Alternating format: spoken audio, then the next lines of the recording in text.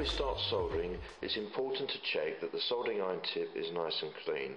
If the tip isn't clean, then this is going to affect the quality of our soldering. If the tip is clean, it will have a silvery appearance around the top, but if it's all black, then obviously this is not going to be good enough for soldering. Now, that's due to the fact that the soldering iron has oxidized due to the heat of the soldering iron, and it's been left on for some time without being tinned. So what we have to do now is use the tip cleaner to clean the tip, and you should be able to see now that it's got a nice silvery appearance. The other thing to remember is always keep your soldering iron tip clean by using this mesh, this wire mesh.